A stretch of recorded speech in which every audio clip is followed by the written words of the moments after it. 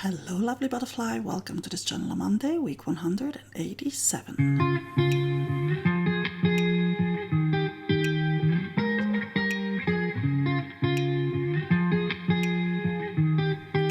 Hello lovely butterfly, welcome back to my channel, it's France. For today's journal on Monday, I'm starting by covering up the stitching that is peeking through from the previous spread, as I don't want that spread to get ruined by all the layering that I will be doing today. And to do that, I just put down a piece of tissue tape and then secured it with some soft matte gel.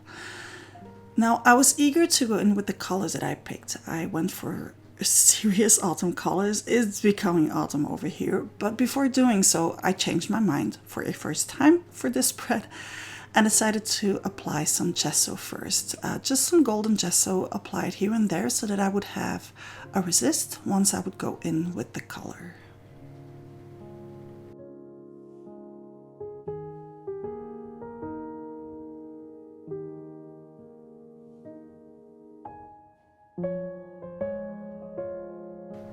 Now, nothing says autumn like brown, so that's the colors that I picked. And if you want to know which colors I used, they're all mentioned in the description of this video, and they're all available on my web shop. And the noise you're hearing in the back is the rain falling on the roof.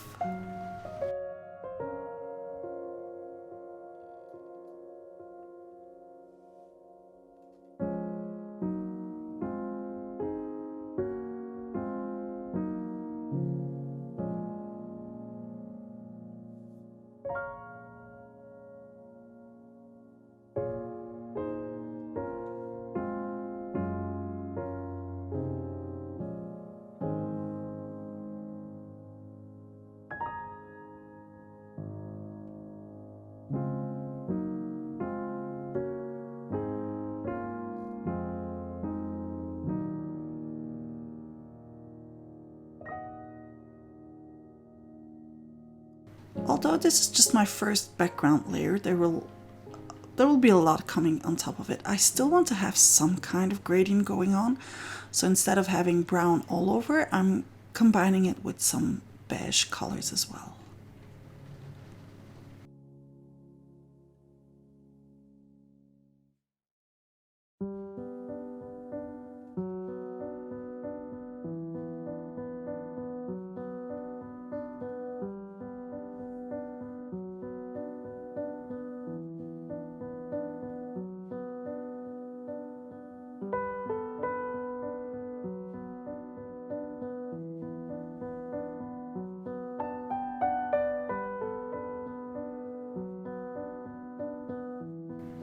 So this is where the gesso is coming in handy, because that's what's creating this resist. And I did want it to be a rough gradient. This is my first layer. It's just to create some warmth for the blue colors that will come on top of it. And to make sure that this isn't going anywhere, I'm applying a thin layer of matte glaze on top of it so that I can work without having to worry that it will move or get damaged or anything else.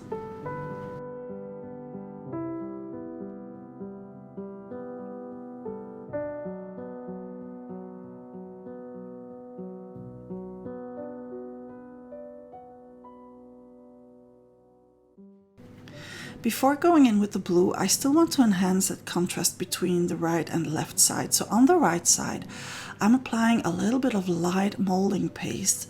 This will again alter the way the color stays on the paper. And I'm only applying it on the right to enhance that contrast between left side and right side from my journal.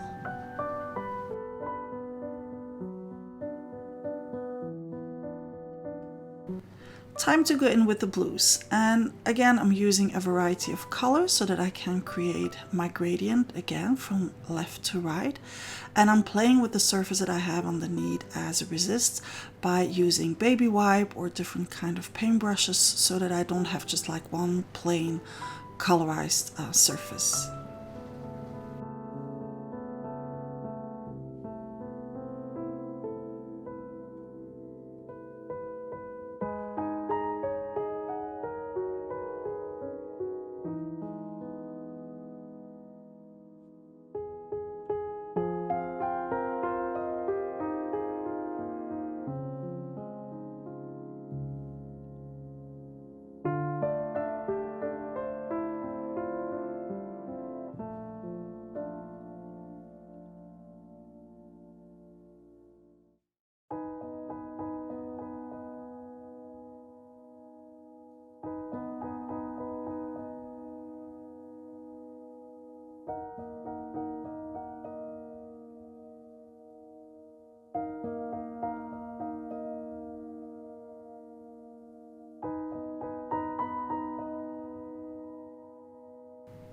I switched paintbrush so that I can have some kind of dry brush effect. Not going too light yet, that will be for a later stage, but I am working with different kinds of blues on top of one another.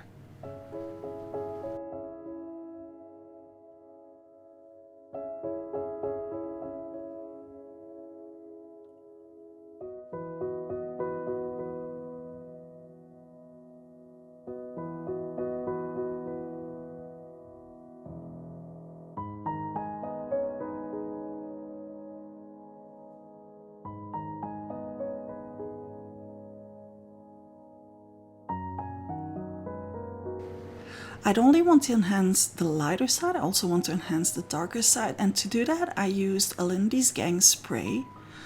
But I made sure that I would have like a soft transition by dabbing away some ink and then by playing with a baby wipe a bit. And to make sure that the intensity was really there, I did it twice on top of one another.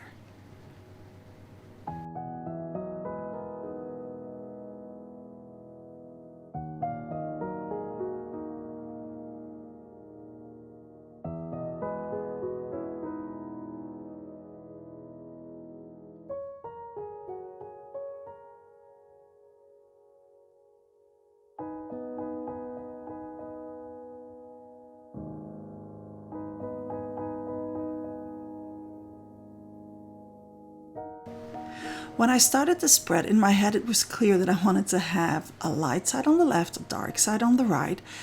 Yet making the spread, again I changed my mind and I decided to enhance the texture that I had going on by going in with dry brush technique over the texture, over the molding paste that I applied.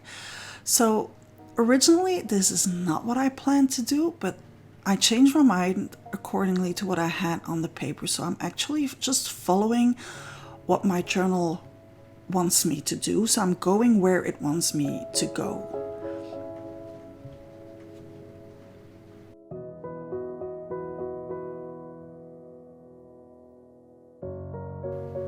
And to intensify the texture even more, I went in with my brayer, the small one, just over the molding paste that I have here and there.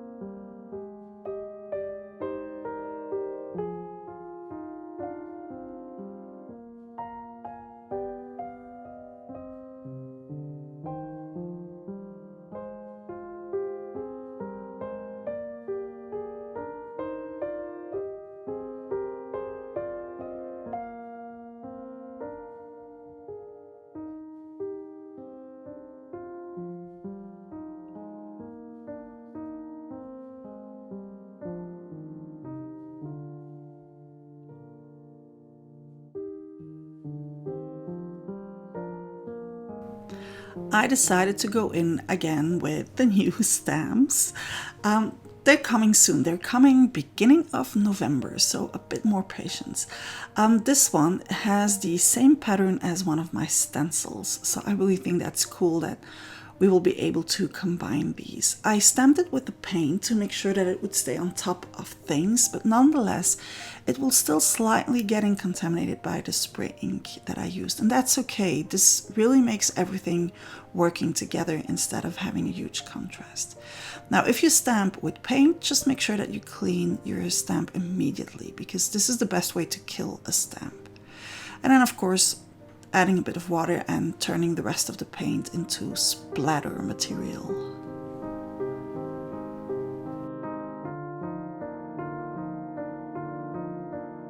And well, once you get starting with the splatters, it's hard to stop. So I decided to add some black splatters as well, just using some black Fresco finish paint.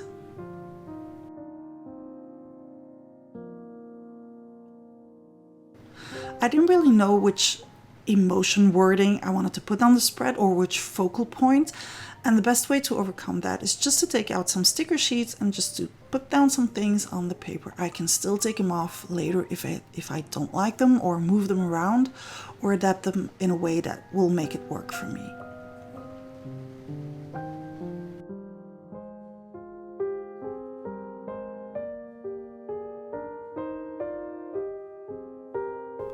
Another thing that I like to add when I don't really know where I'm going is plaster strips. And this one is a leftover from colorizing a layer for the A Layer a Day challenge. And of course I always keep these. And the colors matched, the distress look matched, so there was no point in not doing it. I had to apply just a tiny strip of this heavily distressed plaster strip here on the spread.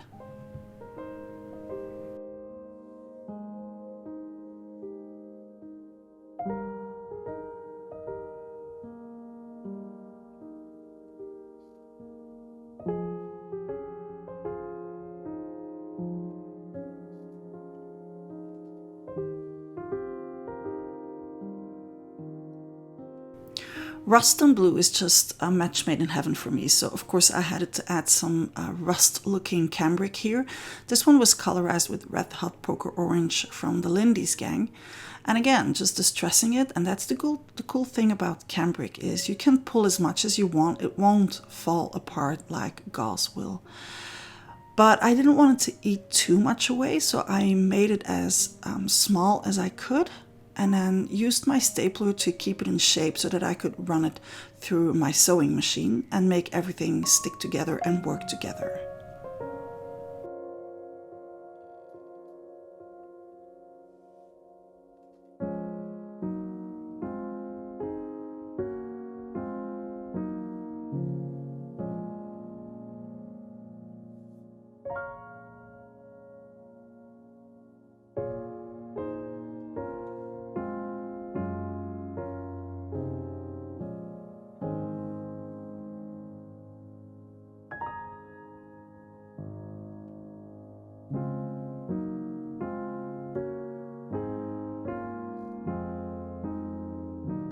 As I was getting ready to stick this down, I changed my mind again and decided to remove one of the washi tape strips that I had applied from the sticker sheet, because there was no point in wasting it in the back there. And then just gluing it down using soft matte gel.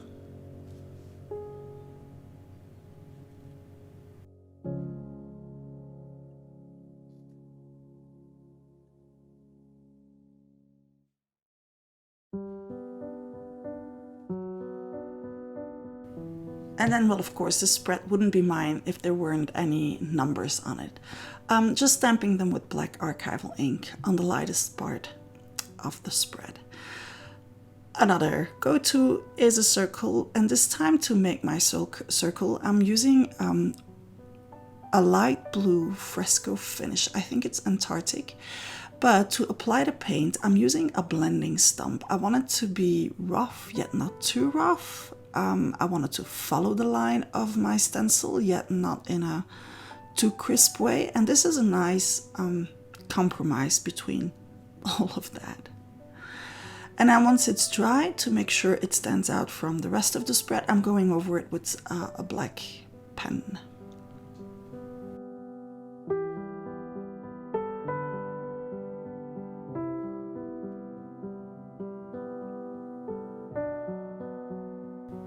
Looking at it, I wanted to pull the rust that I have on the left into the circle, and to do that I used a rusty Neocolor II, which is water soluble, and then blending it with some water and pulling it into my circle. This is a really cool effect. I feel that this is something that I will be doing again later on. And then I also wanted to stamp. I just received these oxides from my friend Kathleen. Thank you, Kathleen. So of course I had to test them immediately on this spread. I'm combining them with one of the new stems.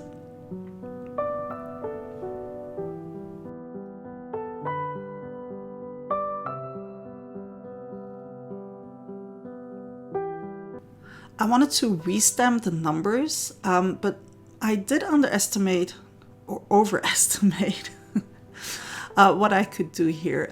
It wasn't showing that much, so it's still a learning curve to see how much the distress oxides can take.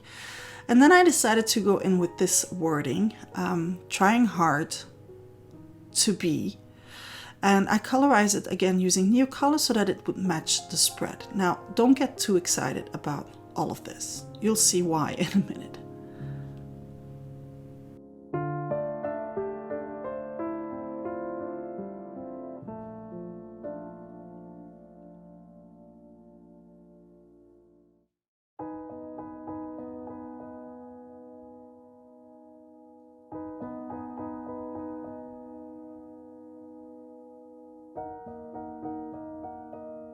I was just looking for an excuse to go back in with the oxides, which I did. I used one of the Rock and Rust stamps to add a little something to that wording. But as you can see, I wasn't like, yeah, this is not going where I wanted to go. So, diversion, plot twist. I'm going in with regular distress ink and I'm adding a darker edge on the right side. Again, to enhance that lighter, darker thing that I have going on from the left to the right.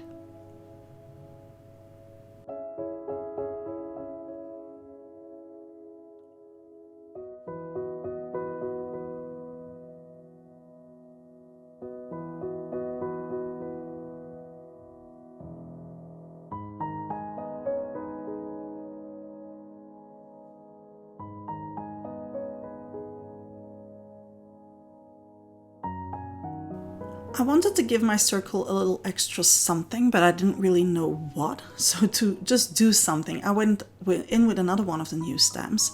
This is one from Natural Beauty. And I wanted to stamp it halfway into the circle. So I'm covering the stamp so that I don't ink it up completely, cleaning up whatever needs to be cleaned up, and then stamped it inside the circle. Now I knew this would be a hard one because I have quite some texture on the left with the plaster strip and everything, so I knew that I could just fix it by going in with my charcoal pencil and then blending it in with some water to make it stand out.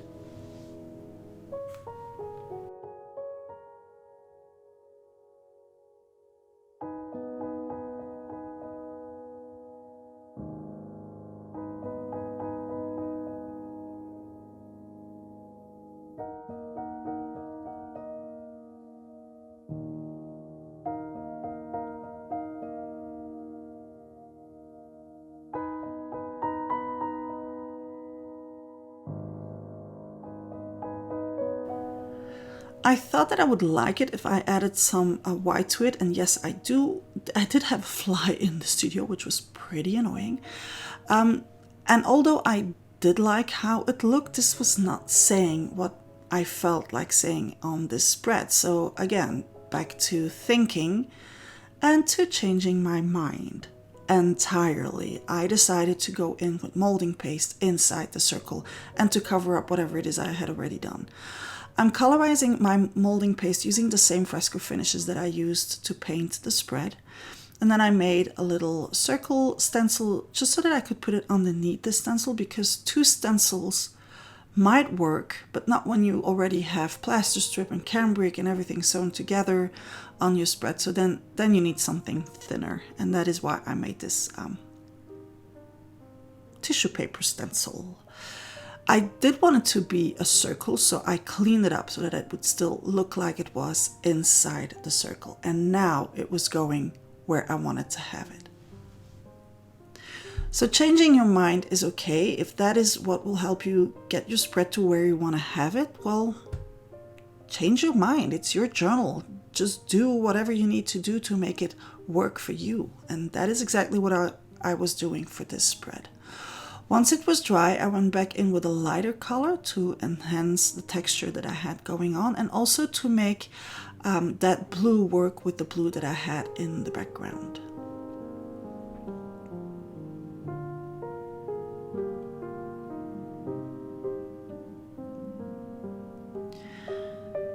And then I went in with the Red Hot Booger orange spray from Lindy, mixed up with that same fresco finish to enhance it some more, just to have a base to go in with the next layer.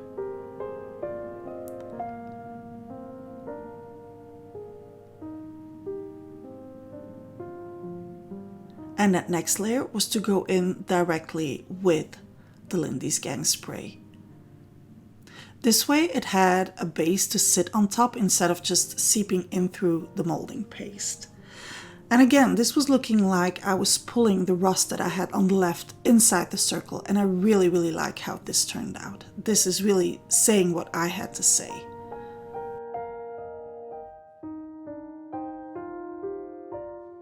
And now that my spread was saying what I had to say, I also knew which word I had to add, which is hormotional, because that was exactly what fits this spread. Again, I gave my little wording some color so that it would fit the background, just using my Neocolors, blending them with some water.